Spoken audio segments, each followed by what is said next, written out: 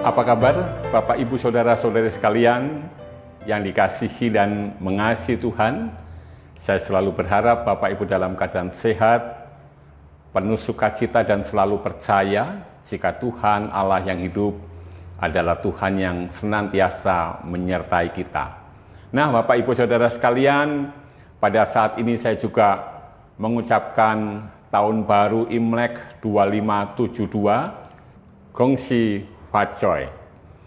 Kiranya di tahun kerbau ini, Bapak Ibu Saudara sekalian selalu berada di dalam kebahagiaan, di dalam sukacita, dan di dalam perlindungan Tuhan, dan tetap semangat di dalam menjalani kehidupan kita. Nah, Bapak Ibu Saudara sekalian, pada saat ini kita akan bersama-sama merenungkan firman Tuhan yang diambil dari 1 Timotius 1 ayat 12 sampai 20. Di mana kita akan merenungkan di dalam tema bersabarlah. Bapak Ibu Saudara sekalian, kita tentu mengenal siapa itu Rasul Paulus. Rasul Paulus adalah orang yang berdosa. Paling tidak, itulah pengakuan Rasul Paulus. Di mana Rasul Paulus mengatakan bahwa akulah yang paling berdosa. Bagaimana tidak Bapak Ibu Saudara sekalian? Jika kita mau melihat ke belakang, ketika Stefanus dirajam sampai mati, Sauluslah yang pada saat itu menunggu pakaian Stefanus. Dan Saulus diam saja, memperhatikan semuanya itu. Nah, Bapak Ibu Saudara sekalian, jika kita perhatikan, memang seharusnya Saulus ini layak mendapat hukuman. Saulus ini layak untuk mendapatkan teguran dari Tuhan. Tentu jika kita hidup pada saat itu, pasti kita mempunyai harapan semoga orang ini segera dihukum oleh Tuhan. Tetapi Bapak Ibu Saudara sekalian, kalau kita perhatikan bacaan kita di dalam ayat 15, di sana dikatakan, Kristus Yesus datang ke dunia untuk menyelamatkan orang berdosa. Dan inilah yang terjadi dalam diri Saulus. Bagaimana Saulus disapa oleh Kristus, dan sejak saat itu Saulus bertobat. Dan akhirnya nanti memakai nama Paulus. Bapak Ibu Saudara sekalian, ketika Saulus sudah bertobat, disinilah Saulus kemudian bersaksi di dalam 1 Timotius 1 ayat 12 sampai 20, terutama di dalam ayatnya yang ke-15, seperti tadi yang saya katakan, bahwa di antara mereka akulah yang paling berdosa. Nah, di sini kita melihat bagaimana bedanya antara orang yang sudah dijamah oleh Roh Kudus dengan orang yang belum dijamah oleh Roh Kudus. Orang yang sudah dijamah oleh Roh Kudus seperti Saulus ini atau Paulus, maka dia akan mengatakan aku berdosa. Dia tidak akan mengingkari itu. Tetapi jika orang belum dijamah oleh Roh Kudus, hatinya belum dipulihkan, jangan harap dia mengaku dosa, membela diri iya. Jadi kita melihat di sini bahwa Saulus atau Paulus ketika hatinya dijamah oleh Roh Kudus, maka sekarang dia berani mengaku, aku yang paling berdosa.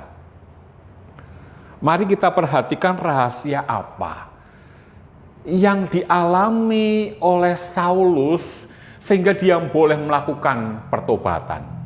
Bapak Ibu Saudara sekalian, rahasianya adalah di dalam ayat 16. Tetapi justru karena itu aku dikasihani, agar dalam diriku ini sebagai orang yang paling berdosa, Yesus Kristus menunjukkan seluruh kesabarannya. Inilah rahasianya. Rahasianya adalah Allah begitu sabar terhadap Saulus. Sampai kapan kesabaran itu? Apakah kesabaran ada batasnya? Ada, Bapak Ibu Saudara sekalian. Tentu saja yang namanya kesabaran itu ada batasnya. Lalu sampai di mana batas kesabaran? Batas kesabaran adalah kematian. Jika orang yang kita sabari mati, mau apa lagi? Ya sudah, selesai. Atau kita yang bersabar lalu kita mati, ya sudah, selesai. Jadi batas kesabaran adalah kematian. Jadi selama masih ada kehidupan, harus bersabar.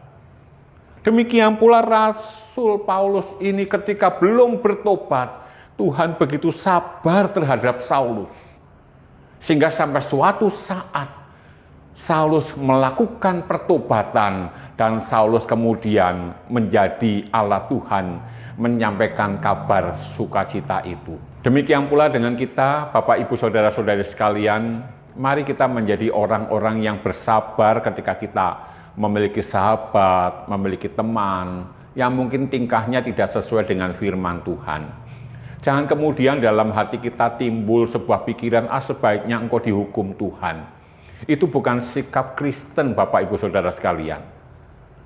Seharusnya kita bersabar. Sabar sampai kapan? Ya sampai kematian itu. Terus doakan, terus bimbing, supaya suatu saat dia bertobat dan pertobatannya itu tidak terlambat.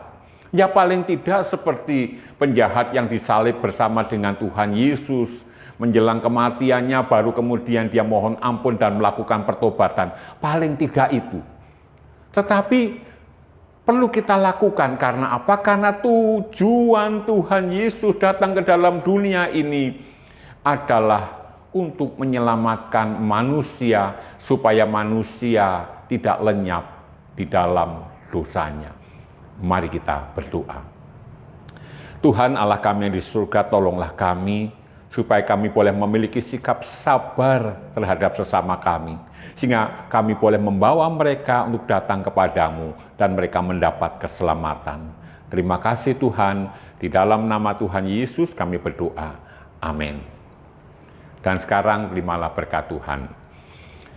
Kiranya Allah, Sang Empunya langit dan bumi akan menyertai saudara, memberkati saudara dan melimpahi saudara dengan segala kebaikannya dari sekarang sampai selama-lamanya. Amin.